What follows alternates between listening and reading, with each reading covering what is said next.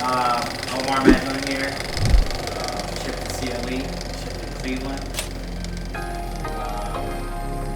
from Cleveland, Ohio, and You always grew up in Cleveland?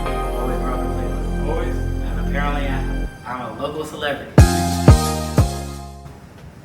I used to thrift, and I used to just flip shit, to be honest with you. I used to go to Cavs games, playoff games, and steal the, well, it's not really stealing if it's a giveaway, but I used to take the t-shirts, the playoff t-shirts off the seats, and I used to go on eBay and flip them to like out-of-town people that, you know, were fans of LeBron and stuff like that. So it was very profitable, to be honest with you, until I got caught on eBay because I was under 18, and they kicked me off. So I was always a hustler, but my thing was when someone asked me where I got my stuff from, you know, I couldn't just say eBay or Grail. Well, Grail wasn't out back then, or, you know, Facebook Marketplace. You know, I had to finally put a brand and an image behind myself. So, and the LLC at the end of the day. So that's when I had to boss up and just, you know, let my wings fly for real. The first sneaker that I ever remember, I can never forget, bro, was the LeBron. It's my Grail all time, bro. It's the LeBron 4 Free Pebble. I got a crazy story about those. My friend Spencer, shout out Spencer Hayes, up in Brexville. We saw Ken Link after Ken Link, a backstory, he used to work for Nike, now he works for Adidas, I believe. He used to do the 1 through 4, I believe, LeBron. He was a very famous Nike designer, and we saw him out and about after a Cavs game late night at, I think, XO, or I was young, to be honest with you. It was a fancy restaurant, though. I was with Spencer's family. And Spencer and I saw that after the game on this guy's white man's feet with a Brillo head. And we looked at each other, we're like, that can't be real. Like, we just watched, we look at the stuff on Nike Talk.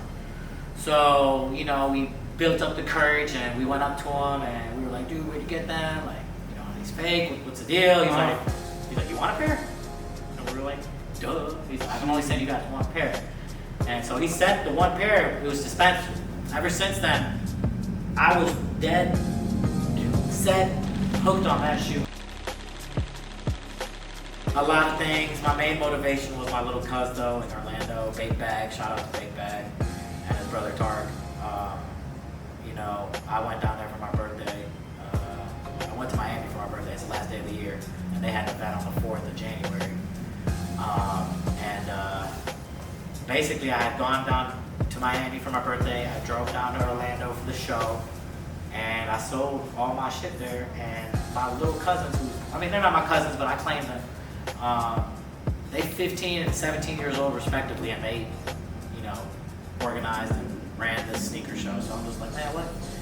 You know, I'm 28 damn years old. Like, I feel like they can do it. Yeah, if they can do it, I can do it, man. So that was really my main motivation. And then I'm such a seasoned veteran. I'm not trying to brag or boast, but like I've been to over 200 some shows, right? 250 plus shows, bro. Like, so I know what I got. What's your favorite show?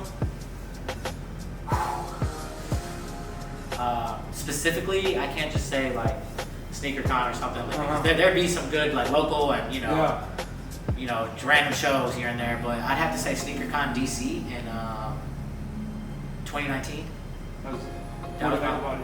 It was hard body. Everybody was buying. I left there with a good little goat knot. You know what I mean?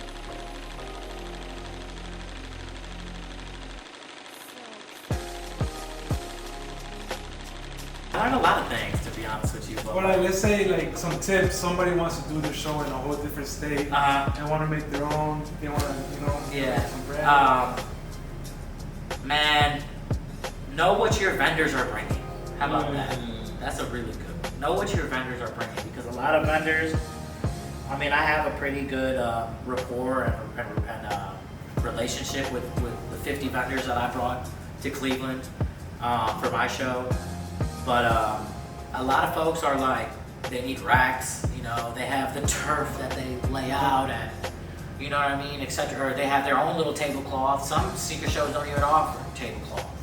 So I learned that that's also a big deal too in the sneaker world convention. They want tablecloths. kind of weird. I never thought much of it, but they're expecting you to just have them, huh? yeah. And I went out of my way to get them. I knew that though, to be honest with you. But like, I didn't know it was that big of a deal. Is what I mean by that. And what was the hardest thing? Like, most of them don't know. I'm not trying to come off harsh, but most of them don't know the behind the scenes work that goes in. So like, when we ask 40 at the door and it's popping in there from 12 to 4, I mean, I expect you guys to kind of, you know, bite your lip and pay it. You know what I mean? In Atlanta, they charge 50. So I was charging 20 for a month and a half. You had to buy it on Eventbrite, and you know, you just kind of had to come prepared and be, you know, plan ahead. A lot of people were buying it the night before, and it was still $25, $20, but at the door. So when you get to the door, you guys pay the extra. Yeah, that's a whole different ballgame. Like when you get to the club at midnight at 12:30, what do you expect? You get to the door, you drove there, you valeted there. Come on, like, what, you want to have fun now or what? You want to make money? You want to trade? You want to get rid of your bullshit?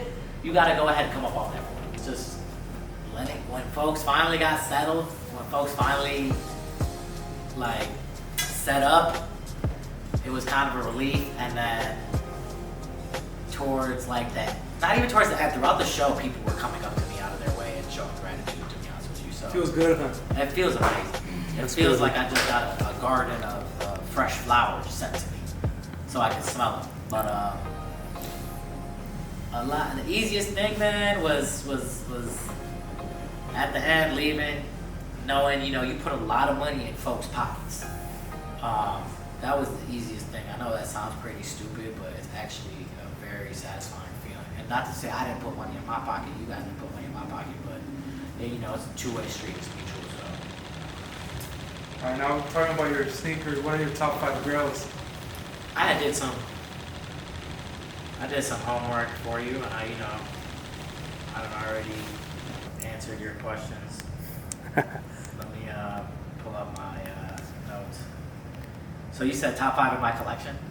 Yeah, we're gonna talk about both. Top 5 grails, something. And top 5 collection, because I saw it. Yeah, you got a 2-part question. I have 2-part. So let me go through my collection, and I'm doing it kind of weird because it's like the same style shoe, but it isn't. So I got the vlone one.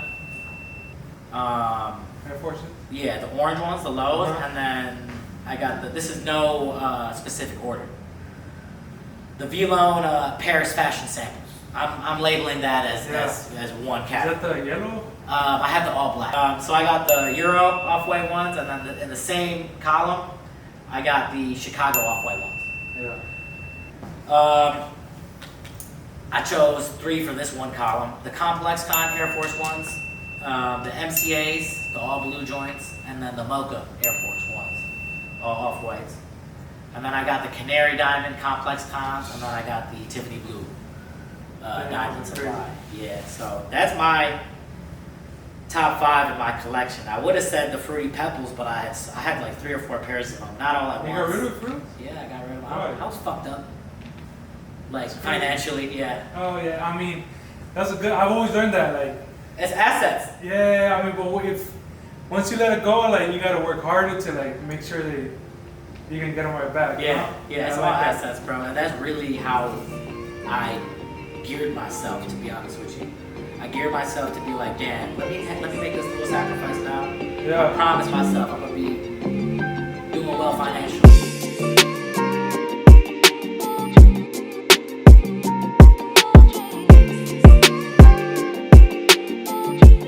$17,000. What goes for $17,000? Dior Jordan 1 highs.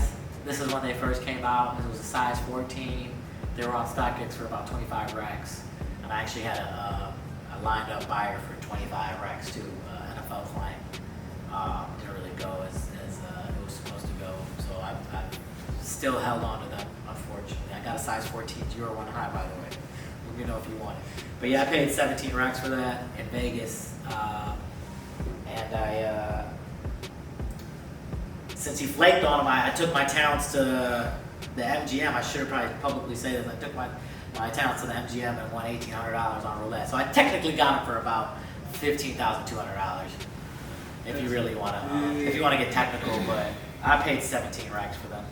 Yeah, that's crazy. Yeah. And then how do you choose what to keep and how do you choose what to sell? Because Yeah, that even hurts me sometimes. Yeah, honestly, I used to be really attached. Now I'm just kind of gunning for the pros, like I said, the profit. Bro, I done touched everything I don't want to touch. You know what I mean? Like, I got Louis Vuitton, Murakami.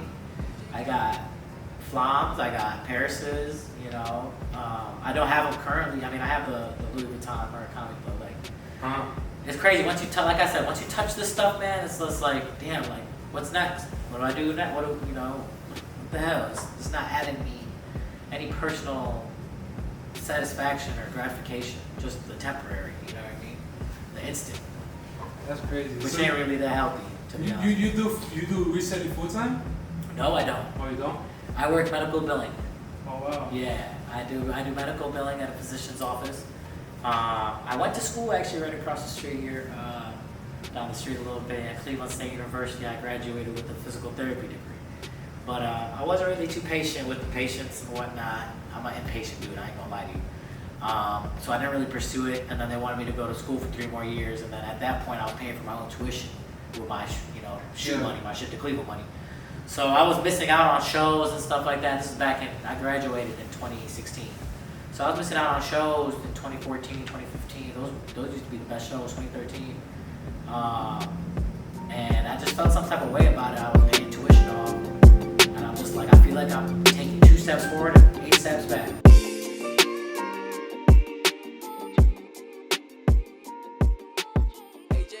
Man, if I open my Instagram up and my DMs right now, I'd show you all the kids that be asking me shit, man. Like, it's kind of overwhelming. I always follow this saying, when God blesses you, he does it so you can bless others.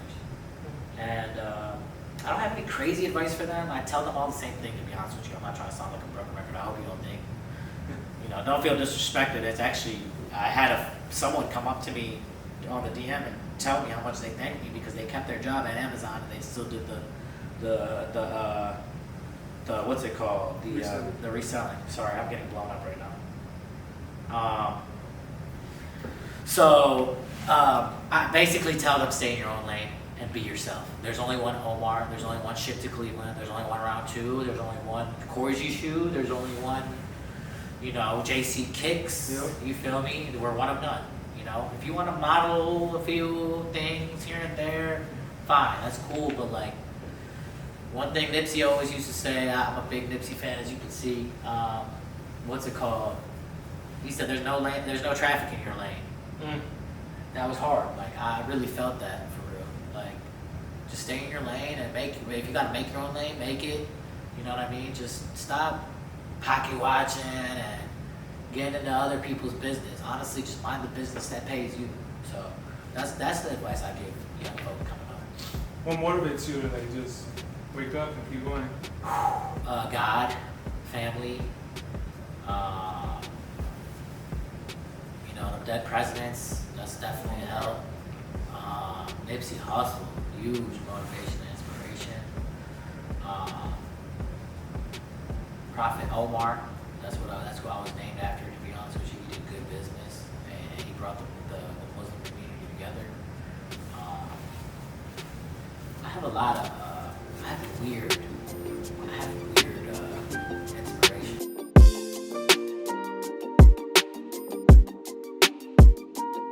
That was my favorite sneaker. That was my favorite question off your list, man. Because it's easy to be fake, Yeah. It's harder to show love. So on the way from the sneaker show, I gave you a ride to my house, right? Yep. And what did I tell you? I said my answer changed. That's crazy. And I've been living here 28 years. I'll tell you what my initial answer was gonna say hate, and one more hate. 10 hates. Especially being the person I am. Again, I'm not trying to brag or boast. I'm humbly speaking right now. I make a lot of noise, not just to be honest with you, not to disrespect local celebrity too. I'm a local celebrity here, fine, but I'm not just doing it here in Cleveland. Like, I'm doing it in LA. You see me in LA. I sold you that what's it called? That hoodie. I went out to LA to get that hoodie. Like, I do this. I go to Abu Dhabi. They call me Young Abu Dhabi. I go to Miami and buy $13,000 Louis Vuitton Murakami duffel. You know what I mean? I do it all over. I go to Chicago and buy 21 pairs of J Balvin's and go to Puerto Rico and sell them to a store owner in Puerto Rico. You know what I mean? Like, I'm not just a local celebrity. I'm international with it, for real. So, like, the hate in the Cleveland community, I think you brought up a good point. You said, I know it's my podcast, but I want to give you credit for saying this. You said it's easier to hate than it is to love. It's hard. Or no, it's easier to show hate. It's easier to show hate than to give love. Than to give love. And today, people are going out their way, not to say they hated doing it, but like they went out their way to come show me love. And I'm gonna be honest with you, it felt real good. You know what I mean? Like they were very grateful. I love gratitude more than money, to be honest with you. That last, it goes a long way with me. So when someone goes up to me and tells me, bro, you know, I had a kid come up to me, say he made 6 bands today. That's a lot of money. That is a lot. That's a lot of money, man. So like, for someone to come say that, that's why I said at the beginning of the interview, I was like, I put money in some people's pockets today. So like, I'm gonna change my answer to not hate, because I could focus on that little tiny group, the little minority that hates on me, and you know, throws my name in the mud. But I'm the good guy here. Don't make me look like the bad guy, because I'm giving you guys a platform to show out. I'm giving you guys a platform to make some money. You know what I mean? I'm not putting this over your head, or don't think that. You know what I mean? Because even before this, I didn't put on no sneaker. So, but I do this for Cleveland. I do this for the city of Cleveland, so we can get put back on the map. You know, LeBron left and whatnot. We're still relevant. You know? Thank God, my family, my friends, and the folks that helped me today. I'd like to thank the vendors. I'd like to thank the attendees. I'd like to thank the venue that had us today. I'm not really just trying to make this just about the show. I mean, it's good momentum, you know what I mean? But I'm just thankful for everything. Every time someone always asks me, you know, how you doing? I ask anybody this, I say I'm blessed. Because I'm breathing, you know what I mean? I'm alive. I live a pretty good life. I can't complain. I'm blessed. I'm